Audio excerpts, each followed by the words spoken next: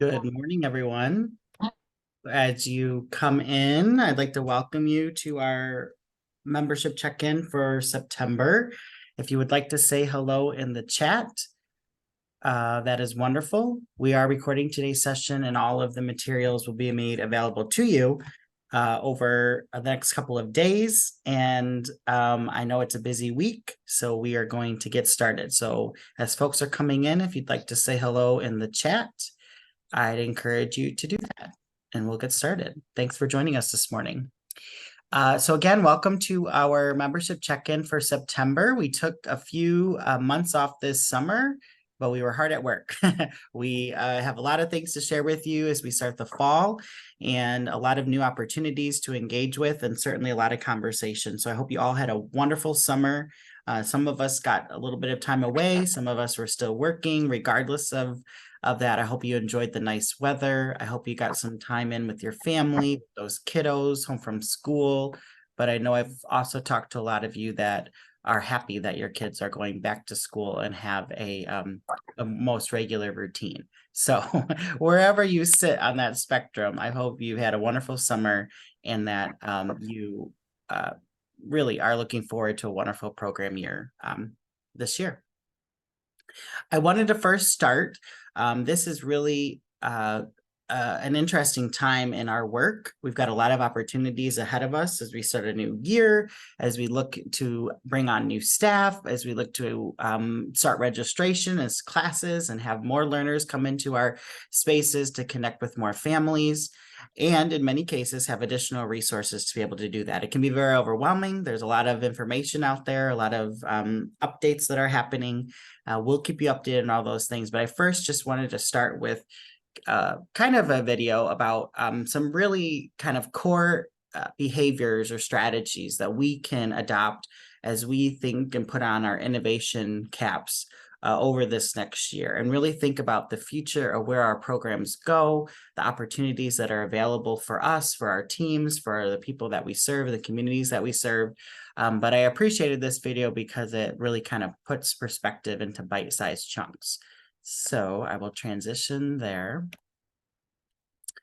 And hopefully I will transition. There we go. And if you could just put in the chat that you can hear the video, that would be wonderful. So what I love about the work you guys do, you and Jeff, is this idea that anybody can be innovative. You don't have to be someone special, born that way, like a Steve Jobs or Jeff Bezos. But what are the key behaviors, and how do you become innovative if you're not instantly that way? Great question. So basically, we interviewed over 100+ innovators and realized there were patterns in how they behave. So if you and I shadowed them and watched them for a day and just trailed them, we'd see them asking tons of provocative questions to push and challenge the status quo. We'd see them out there observing the world like anthropologists, think design thinkers going out and doing their sort of observational work. They talk to people who are just not like them. They don't think like them. They don't have experiences like them. They're very different perspectives. They're willing to try just about anything, experiment the heck out of the world. So they're always trying cheap, quick, fast experiments. And all of that behavior helps them to think differently. So when they have to combine things in new and creative different ways that nobody else has seen before, all of that homework, that work they do every day, helps them get these really disruptive insights.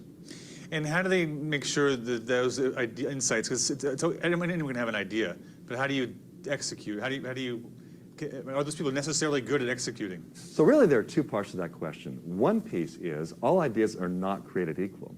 So if I've got somebody sitting in their office just being creative and coming up with some idea versus someone else who gets out of their office, does this active discovery work, you know, they're out there observing and talking and trying and experimenting, and they come up with an idea, that second person's idea is just better and less risky than the first person's. And that's sort of the energy that creates ideas that aren't just creative, but they actually make impact. Right. And the second part of that is all disruptive innovators, not all, but most disruptive innovators are not good executors. They don't have the behavioral skills or interest in getting things done the way someone who's just results focused and driven. Right. And so what we've noticed is, in general, these are teams of people who complement each other And together, at the top and throughout an organization, they pull off great ideas and make them happen. What I love about the list too is the names of companies, because it's unlike, I haven't heard a lot of these companies. I've been doing this for a while. So even in the top 10, there's this Brazilian cosmetics company called Natura. Mm-hmm. What's going on with that? Why are they ranked so highly, and how is cosmetics even on par with semiconductors and the internet, some much faster paced industries? That's the same thing we noticed, Bruce, which is basically you've got a very diverse set of industries on this list, and it almost feels random. But when you poke inside of it, like in Natura Cosméticos in Brazil, you've got this company where 3 people collaboratively run the top of that system. There are 3 co-CEOs. They're very different people, different skills, different backgrounds, different perspectives, and that diversity at the top enables them to not only pay attention to the bottom line, but they care deeply about the social and environmental impact of their work. And they get out and they employ and use their people to go into Brazil and beyond to source unique new natural products for their cosmetics, to respect the communities they get those products from, and deliver it to consumers in a way that's valuable and exciting to them. So as we start this year, I hope that you'll keep that perspective. We've got a lot of opportunities available to us, and it can be challenging to try to be innovative and to keep things fresh and think about keeping things new.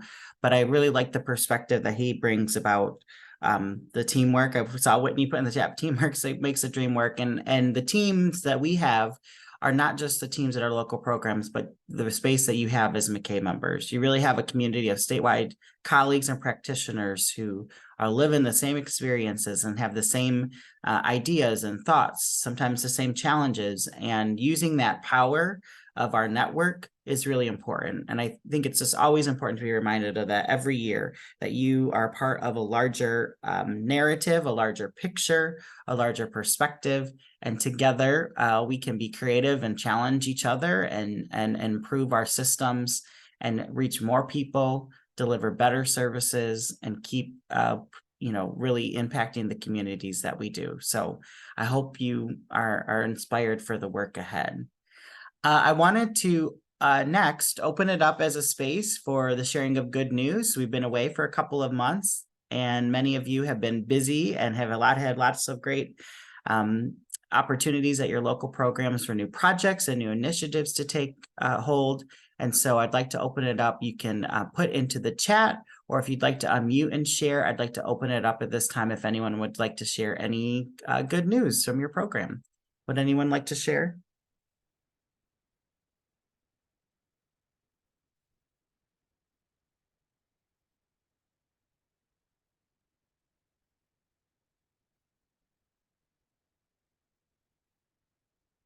Do we have anyone that is attending the check-in for the first time this year?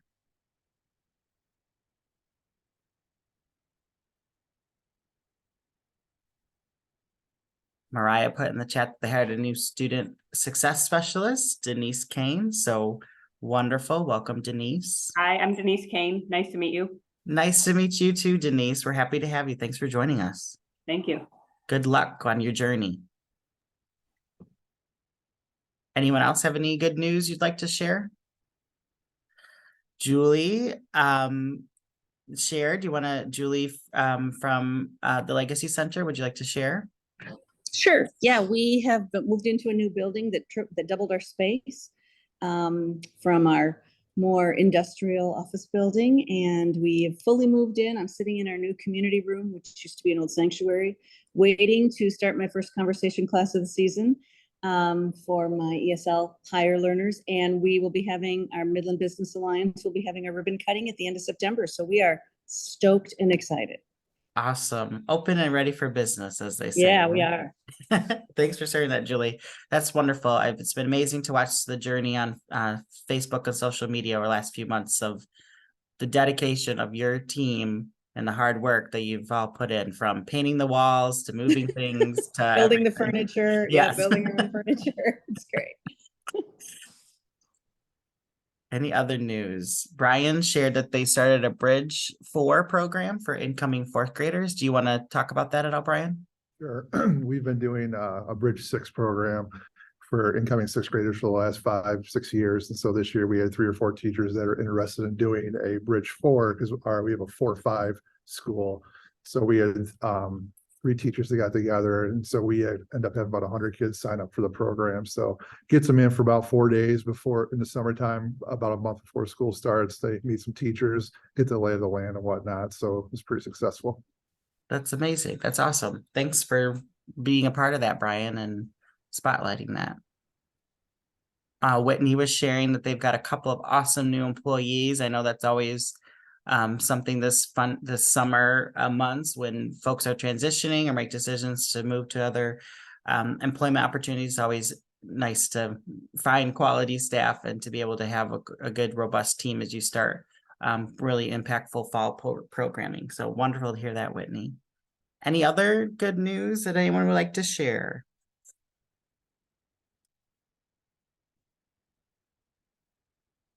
Well, I appreciate you all sharing that and taking some time. And over the next few months, I hope that you'll keep us updated on those updates.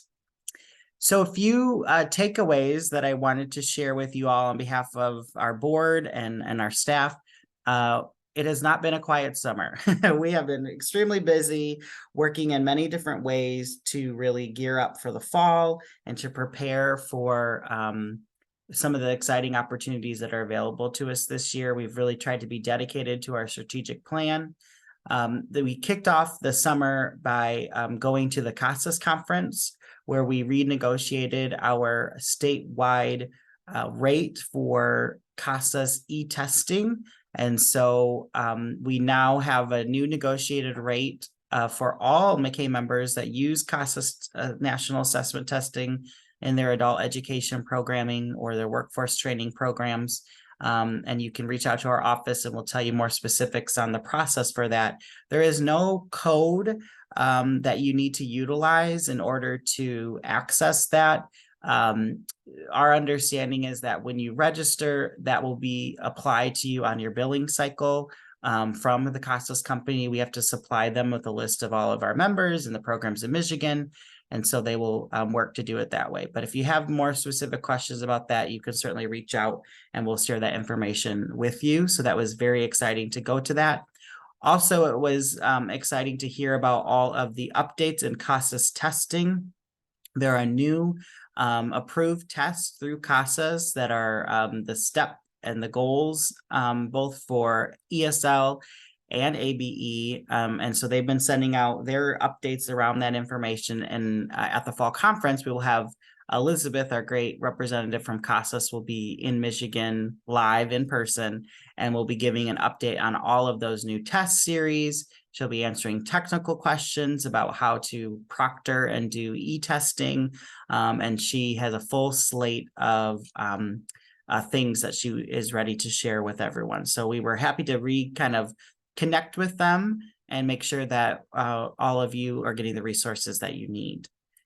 Second, our board of directors met for a 2-day strategic planning retreat in July. I always think that this is one of the most valuable parts of the association, is coming together and bringing together our board, who are colleagues of yours that are elected or appointed, and come and really help set the vision and the direction of the association for years to come.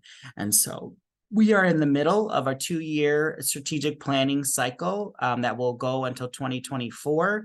And so we've updated that strategic plan. We've made some changes to the trajectory where we're at, but we feel very proud of the work that we've dedicated as a board and that previous boards have also put in place to sustain the organization as it continues to go forward. So I want to thank our board for taking the time out of their summers. Some of them had to take time off of work. Some of them had to come from far away to come to Lansing to be able to do that.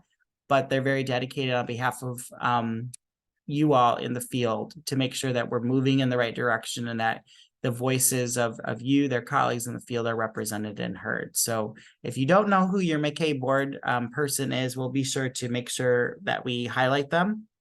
We have a couple of new board members that I'm going to talk about in a moment, and we'd like to welcome, and just very appreciative of the work that they do each and every day, really, on behalf of the association. It's a volunteer job, but I always say that our board is really our unpaid employee of the association. They do a lot of work and put in a lot of wonderful thoughts and suggestions and ideas to move us forward.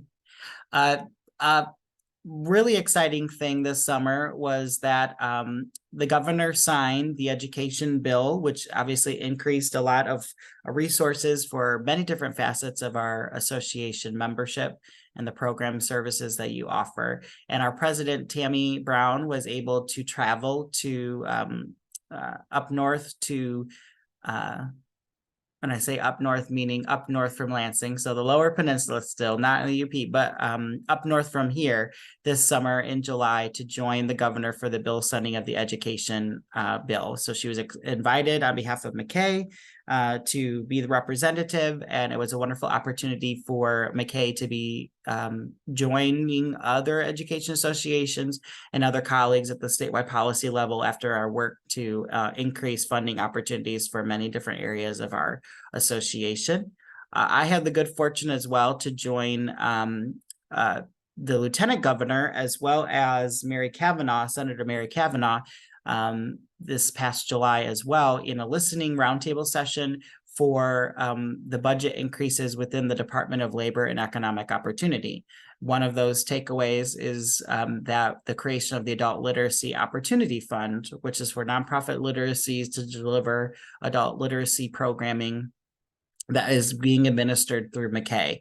So we are still working on that, but the exciting part was that we were able to celebrate that with Lieutenant Governor and Senator Mary Kavanaugh and really share with them the vision of that opportunity, where we'd like to see that go, and to hear from them and leadership within the Department of Leo about how they want to continue to support and sustain those types of programming going forward. So it was a great summer for kind of celebrating those wins, if you will.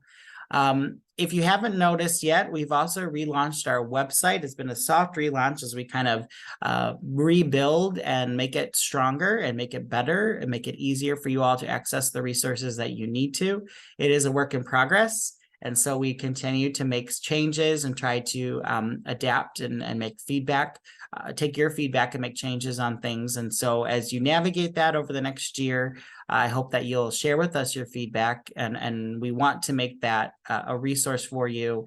And we have plans to really kind of relaunch it in a way that it is user-friendly. And that was our intent for both a redesign, a sleeker look, but also to make it a space that is navigable and user-friendly. And then lastly, to kind of close out the summer, I had the good fortune with our wonderful member and colleague, Christy Nelson from the Traverse Bay area, to participate in what's called the Project Ideal Consortium. Christy has been a member of Project Ideal for many, many years, and really has been encouraging MACAE to be active participants in that. But it really is a national cohort of statewide leaders and practitioners who are focused on building sustainable distance learning opportunities for learners.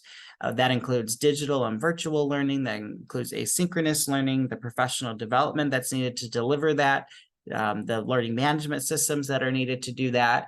And so as we come into a new kind of innovative year, we thought it was a great opportunity to participate and to find some takeaways and some ideas and to make some suggestions. And so we will be sharing some of what we've learned at the fall conference, and we'll have some key sessions on distance learning tools, tips, tricks, instructional strategies as a part of the Ideal Consortium, but also really having some larger conversations about what does our state need to have in place to really deliver some robust distance learning opportunities for learners.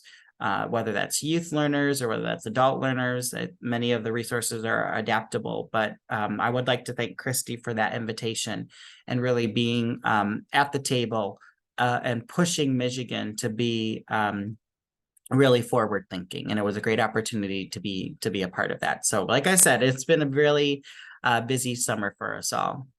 I also wanted to highlight, this week we dropped another episode of our MACAE member profile series, and this time we interviewed Bill Henry from Consolidated Community Schools up in the Upper Peninsula, and he is the Region A representative representing all of the Upper Peninsula on our MACAE board.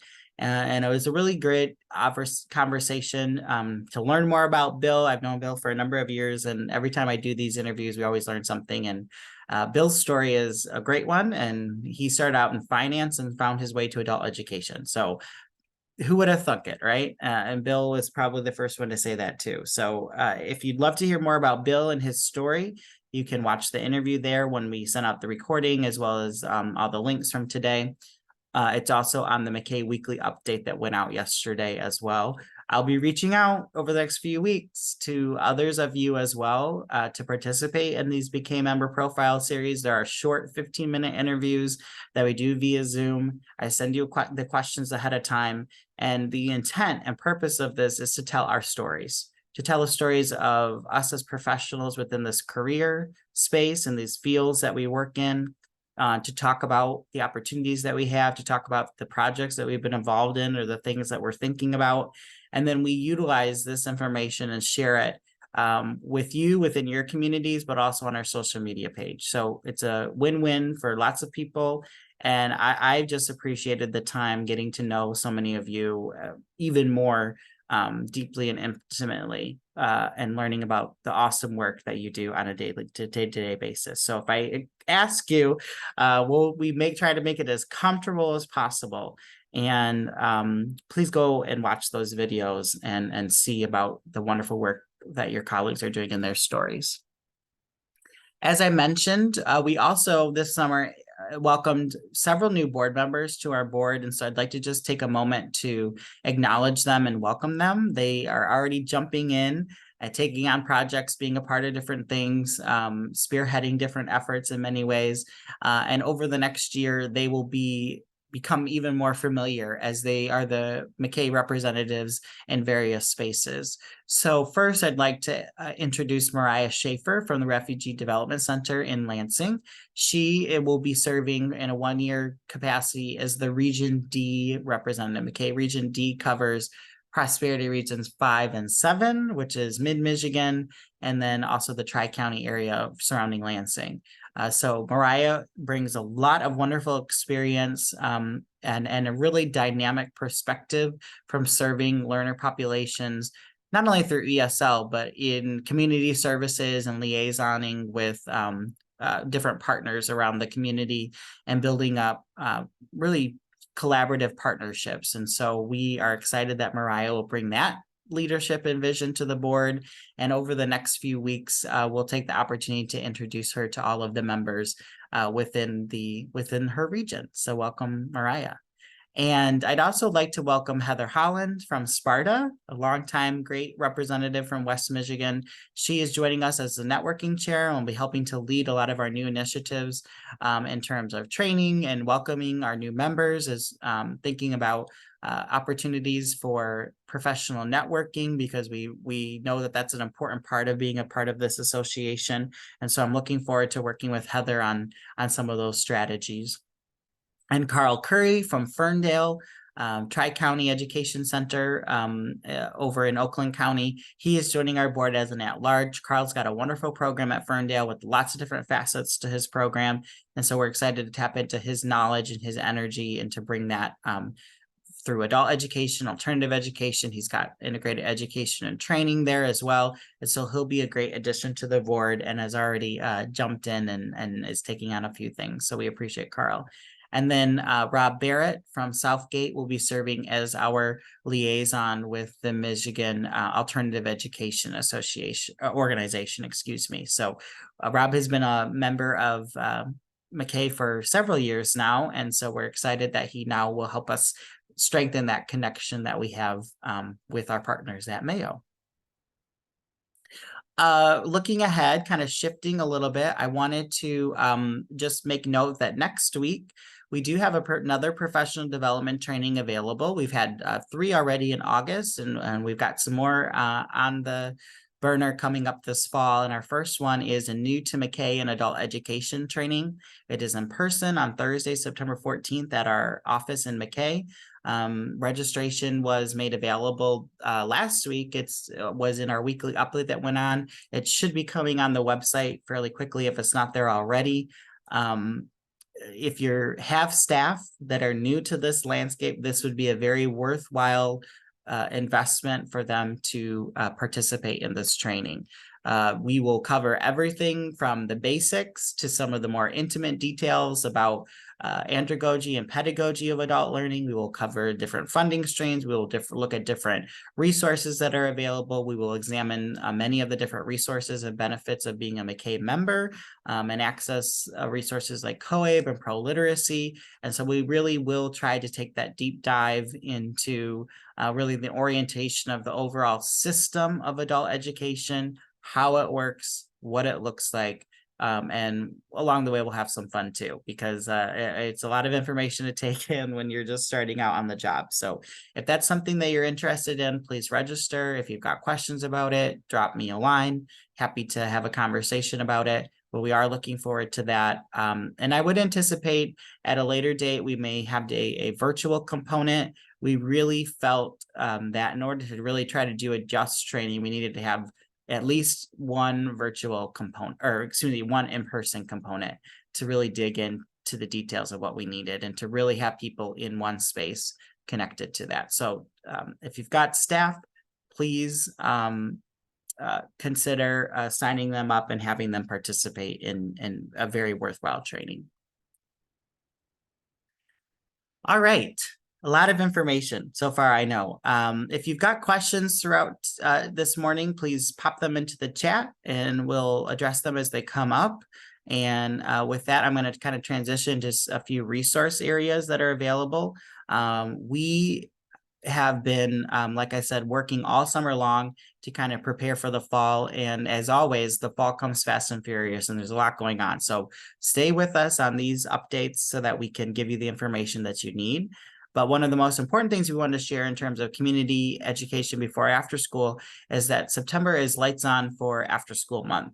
And so we will be sharing out resources and some data about before and after school programming over the next month. It actually starts about the middle of the month and goes into October.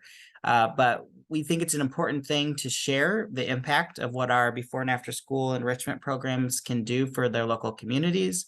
We've got some information on how you can be a Lights On participant if you are a community education program, and really trying to shine the spotlight on before and after school and out of school time programming. So very exciting to celebrate the work. We've got some awesome programs. Brian just shared this morning about some of the great things that they're doing in Saline.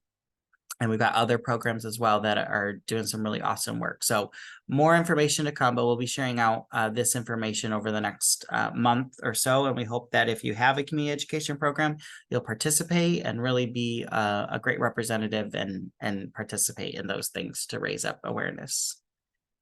In terms of alternative education and flexible learning, there are a lot of updates. I've included links here to guidance from the Michigan Department of Education around a variety of different resources. And each one of these could probably be an entire session within themselves.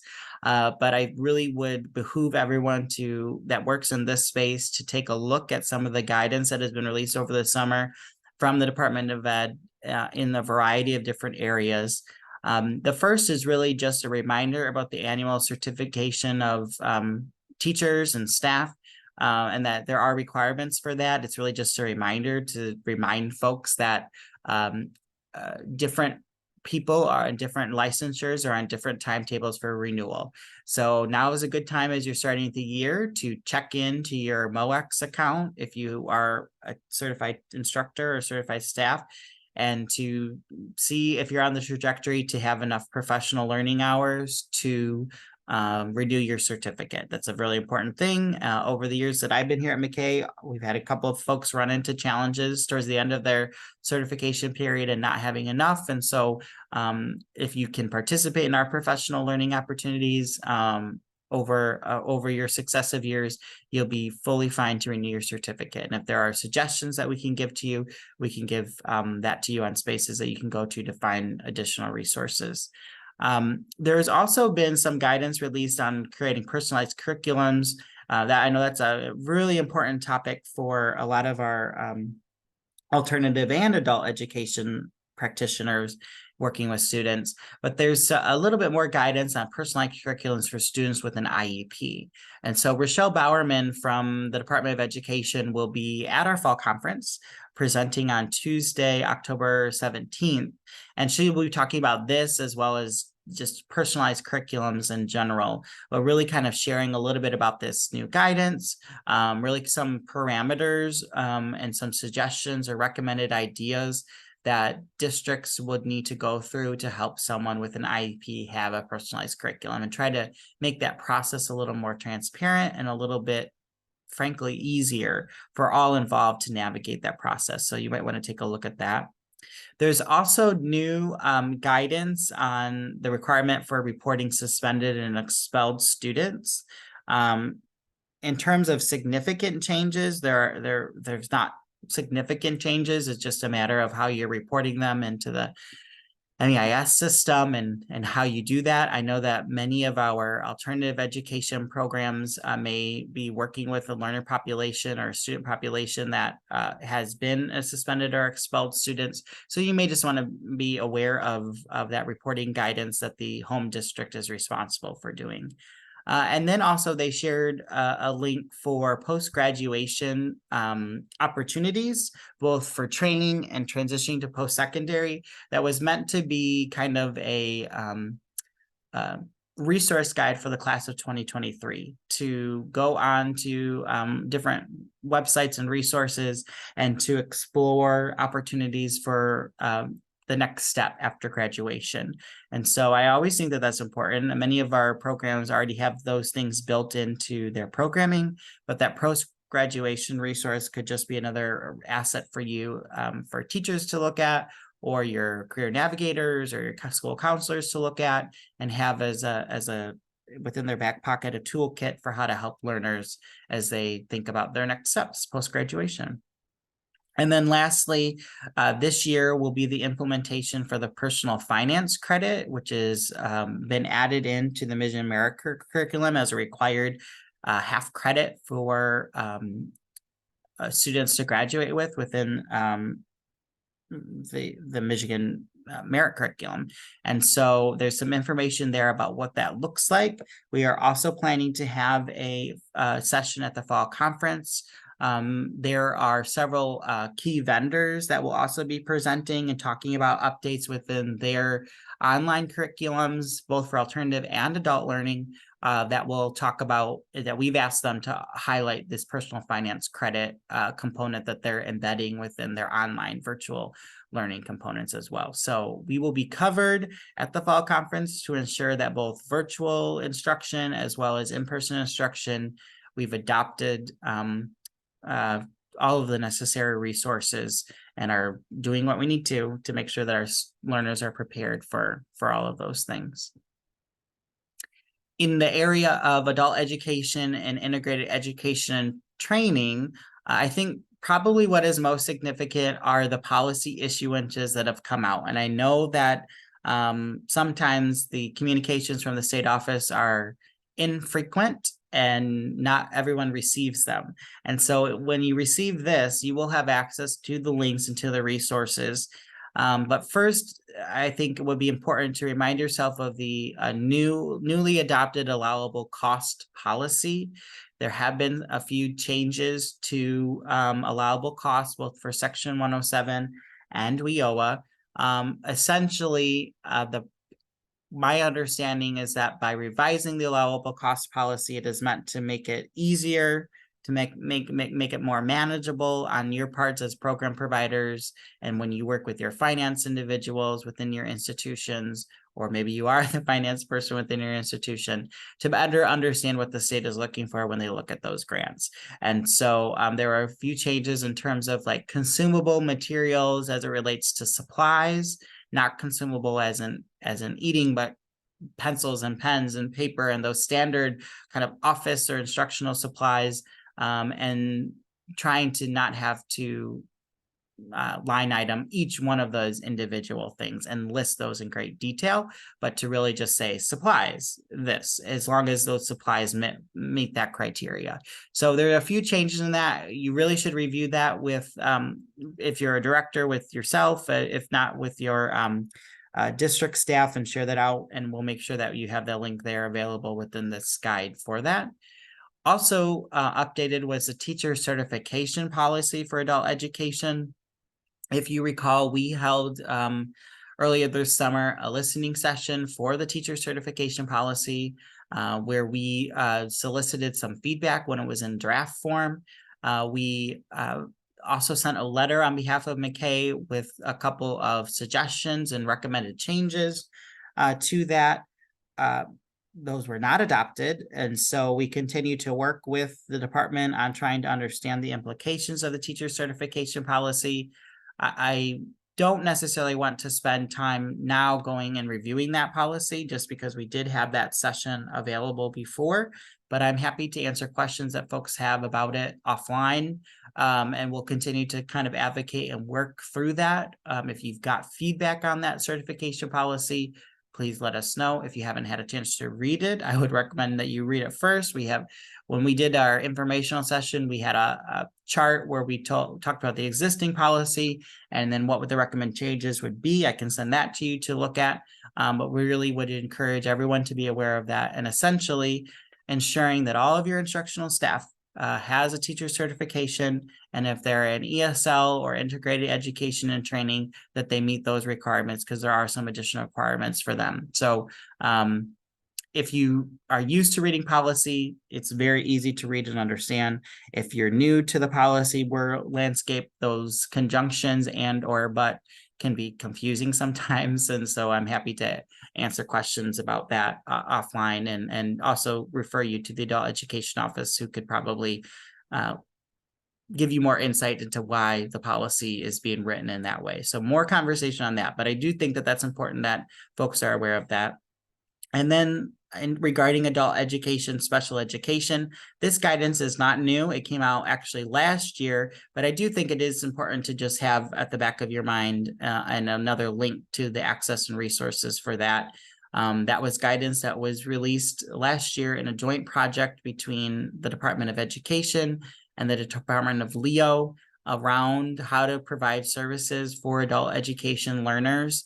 Again, it's dense, but we have a lot of great people who have been already working on this landscape. The Kent ISD, as Oogie has been there as director and now transitioning to Laura as the new director, has experience in this space and has actually a guidebook and a guideline outline that they've put together that's been adopted by their county. Other programs have also moved in a similar fashion and done those. So if you need both the policy as well as kind of the practical nature of it, we can certainly connect you with the right resources. But I think that those are often the really major things that we often hear about, is learners with special education needs and how best to serve them. So those two policy issuances, as well as the guidance on special education, I just wanted to bring back to the forefront for everyone this year, and we'll make sure that we share those links out.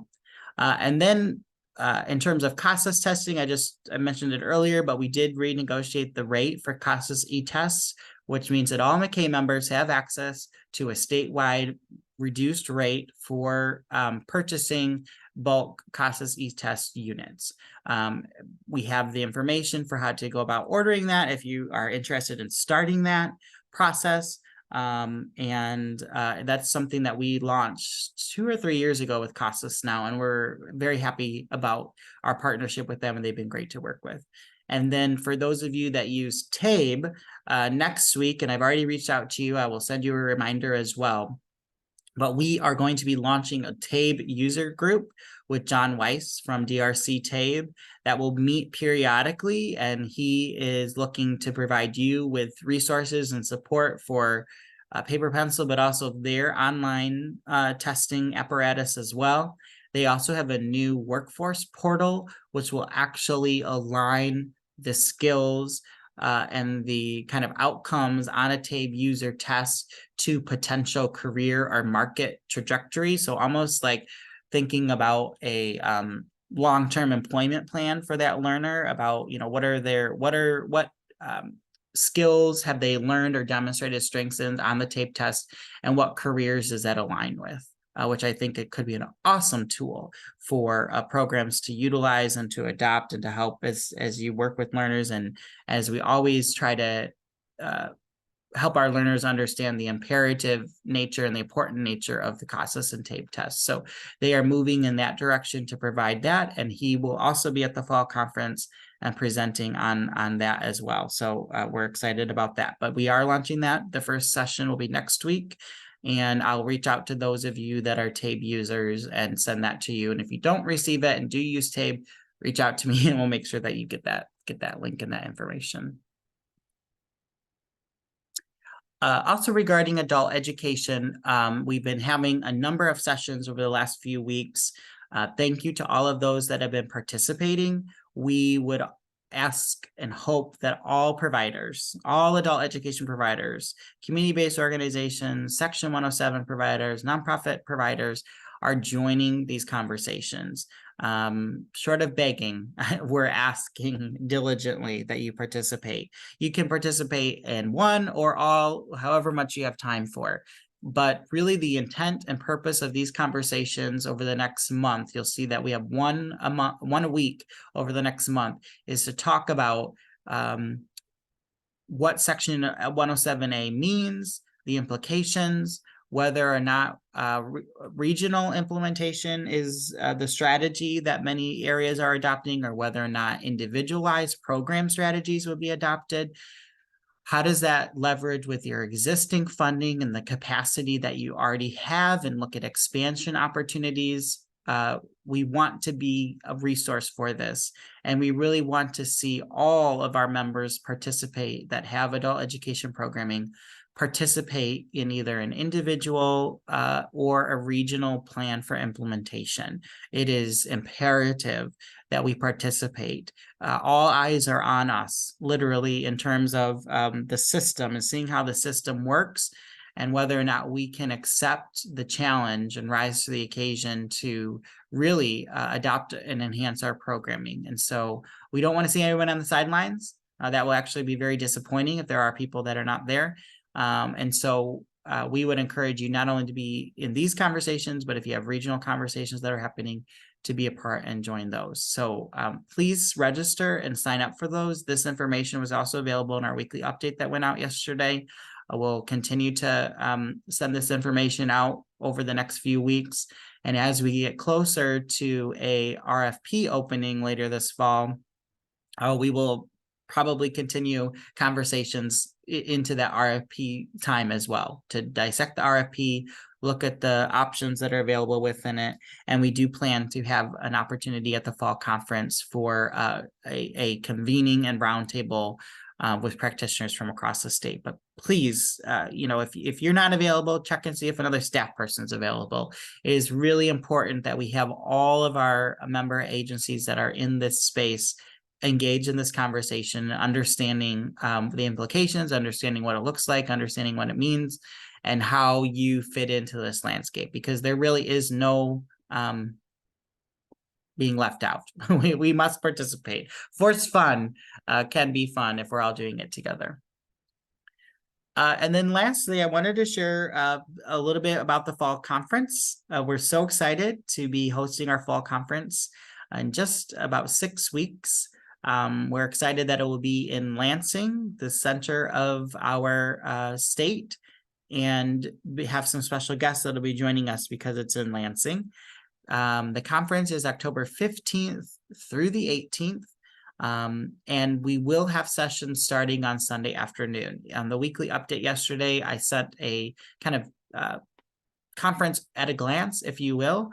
And so the conference will actually kick off on Sunday afternoon with a few breakout sessions. We'll have a new attendee and first-time member session, as well as the president's reception. Monday and Tuesday are really the bulk of our programming, where we'll have the dynamic sessions, keynote speakers. We've got probably across the 2 days about 40 plus different sessions that will be ongoing, if not over 50 sessions ongoing throughout the Lansing Center. On Monday night, we'll have the vendors reception, as well as an exciting event that we will hear more about soon, the Lansing Riverboat Cruise, which we have secured and which we are excited to invite you to. And then Tuesday, our awards recognition as well. And then Wednesday, we will end the conference as a half day. This will be more of an intimate half day. We'll be all together, really in a large room. We'll be learning about some kind of broader advocacy and student engagement strategies, as well as strategies for innovation and innovative thinking. And then the conference will end around noon on Wednesday. And our goal is to finish at the Capitol, highlighting all the work that we've done and having an investment across the state budget in many different areas, and several investments actually, and celebrating that work and really kind of saying thank you to the legislature and the governor for continuing to support the work that we do. So thank you for those that are registered. If you haven't yet registered, please do. I do understand that there was an issue with the hotel. We've received a new link with new directions on how to register. We will get that out ASAP and on the website as soon as possible as well. So we'll make sure probably later today that we send kind of a fall conference update, if you will, with this information and with the details of the hotel and accommodations. One question that I wanted to just respond to that we always get is food. How many of our meals will be kept? If you've been to a MACAE conference before, we feed you well. So all of your meals will be accounted for, with the exception of in the evening, if you participate, those will be heavy hors d'oeuvre meals, both on Monday and Tuesday evening. There are options for you to participate in those.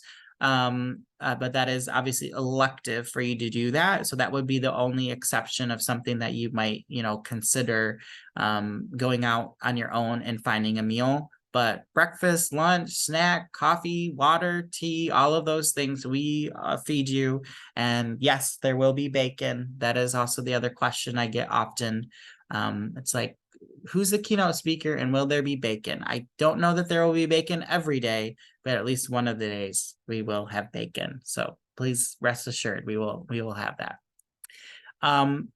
If you haven't yet, in regards to the fall conference, not only register, please do that. But we also have several award nominations that are available as well. I will say that this is one of the hardest parts of the conference, and we do not often get many nominations. And so I know this is an extremely busy time, but if you could take a few moments out of your space to really look at the award nominations and consider someone in these areas, I think it would be worthwhile. We have so many members. We have almost 500 members in our association doing some really amazing work. And I think that there are many people that would be quality candidates for many of these awards. So please take time over the next few days to think about nominating someone in one of these categories. We'd love to highlight and spotlight them, not only as a statewide award winner, but also within your program or district or agency that you've won a statewide award for your statewide association. That's pretty remarkable. So please take a moment, look at these awards, consider a partner that you work with, or a support staff person, or an outstanding teacher or director, or an advocate within your program, or that's connected with your program, or maybe your program you would like to nominate as Program of the Year. This year, we have brought back the Director of the Year and the Program of the Year awards. We have not had those awards for about 12 years. And so we are excited to bring those back. And my hope is that we will get lots of nominations. So please take time. We've tried to streamline that nomination process. Essentially, we are just asking you to write a blurb about why that person should be the winner in that particular area. We've tried to not have it be cumbersome for you all. And then lastly, related to the fall conference, we are still a few presentations slots that we can fill and open up to the larger community. We've had a great luck so far with securing lots of both statewide presentation as well as a few national presenters that will be coming in.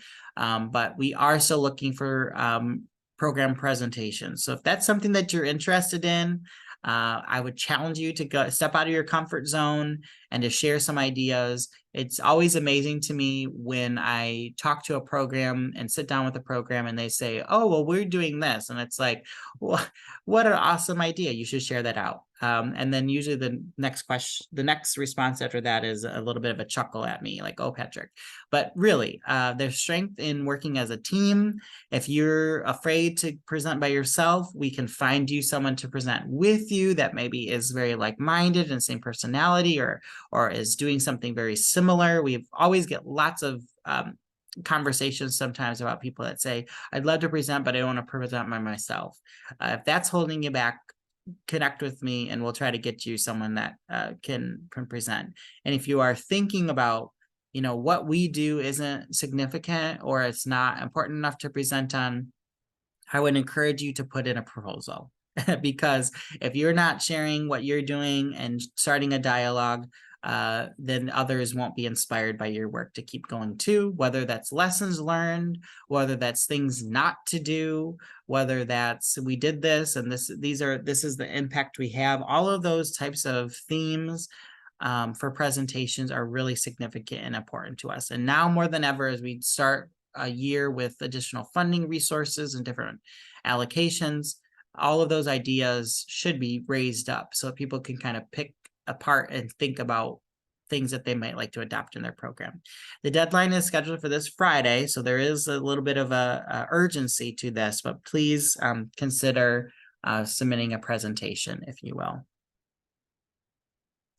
And then lastly, I believe for related to adult education is that in just a couple of weeks, we will be celebrating, as we are with the Lights On After School Month, we will be celebrating Adult Education and Family Literacy Week, the week of September 18th through the 22nd. So please keep that in mind.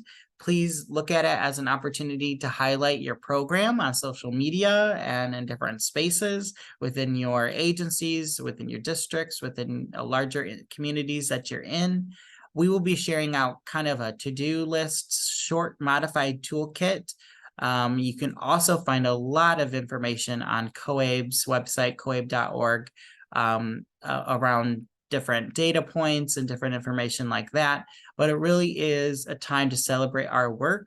And if we are not celebrating our own week, just like with Lights On After School, how will anyone know about our stories and the stories of the folks that we work with? So if there's one thing that you can take away from our to-do list, I hope that you'll identify at least one thing that you can do during Adult Education and Family Literacy Week, whether it's posting a photo on Facebook, whether it's liking the MACAE social media pages, whether it's sending an email to your superintendent or someone within your district to say, hey, this is an important week and we'd love you to come and visit our program, whether it's sending a letter to your legislatures saying thank you for supporting us this year. There's lots of ways to do things with minimal effort, but really highlighting the impact of what we do during this week. So we hope that you will celebrate and embrace this week, and we'll be along to help you in just a little bit too. All right, and the last thing we'll end with is a calendar of some upcoming events. So please save the date for Friday, October 6th. We will be having and using our space to do another virtual pre-conference. We launched our first virtual pre-conference last year, and it was a great success. And so we are going to be having it for the second annual time. But really, the virtual pre-conference is meant for to be a short, condensed conference, so one day for several sessions, about 3 sessions that you'll be able to choose from. And it's really meant to be targeted for individuals who are not able to attend the in-person fall conference. It's very hard to bring our entire teams a lot of times to the conference. Sometimes it's hard for specific staff members to be out of the office. We're trying to build a capacity that we have a very robust in-person conference, but also that we provide some virtual learning options for those that might not be able to travel. So in the past, this has been well attended by teachers and some of our support staff. Certainly, if you're a director, coordinator, or in another role, data management role, you could attend this as well. But we are looking to have a session on math aids, helping learners use their voice. And then we've got several others that are in the works as well. We'll be sending out obviously more information on this soon. But if you're interested in that, please flag that, save the date, mark that down, and more information to come on that. And we would still hope, obviously, that each agency is represented at our fall conference as well. So we will be doing that. And all of the sessions for the virtual pre-conference will be recorded, and they will be made available for sketches for all staff to be able to utilize and get those continuing education credits. So even if someone can't participate live because maybe they're teaching that day, or they're already working, or they don't work on that day, you could still register them, and they will receive all of the information with the recordings, and they can access all of that information and still be able to receive the continuing education credits that they need to participate. So we will not have that option at the fall conference. We've struggled to develop a really hybrid, robust system. And so our fall conference will be completely in person. And so this is kind of the next best thing, is trying to pull some of those major themes and share that in a virtual setting. So here's the slate of events over the next month that we'd like you to keep in mind. And again, these are available on the weekly update, but we've got several of those Section 107 dialogue sessions available. Our board of directors are meeting this Friday. There are no committees. We're still working to retool and relaunch those committees. And so they will not be meeting this Friday. Again, next week, we have our new to MACAE and adult education, professional development. We've got adult education, family literacy week coming up, as well as after school lights on month. And then our next MACAE member check-in will be next month on Wednesday, October 4th at 9 a.m. And then that virtual pre-conference that we talked about. So a lot happening within this time. So I do want to be cognizant of everyone's time, but we've covered a lot. We've got a lot going on. And I'd like to take some time, if anyone has any questions that they'd like to either put in the chat or unmute and ask. Happy to take a few moments to do that, and then we will bid you all adieu. But do we have any questions or comments from anyone that you'd like to share?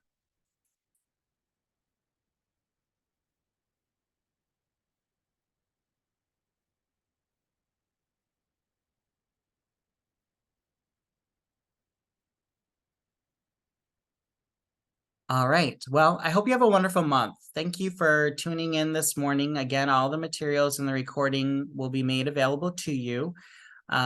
We really appreciate you joining us again and being a member of this awesome association. It's remarkable to be a part of a community that cares, that has compassion, and that really serves some of the most historically underrepresented and marginalized populations in our state, and that really is serving families and communities in very unique ways. And so I hope that you're energized as we enter into this fall time, and so many of us are picking up programming and at light years speed. Good luck, stay energized, stay hydrated, all of those things. And thank you for all the work that you do each and every day on behalf of those that you serve. It's really important and significant. And we'll see you next month at our check-in on October 4th. If you've got questions or comments between now and then, you can always reach out to our office staff and myself, and we will see you very soon. Take care. Bye-bye.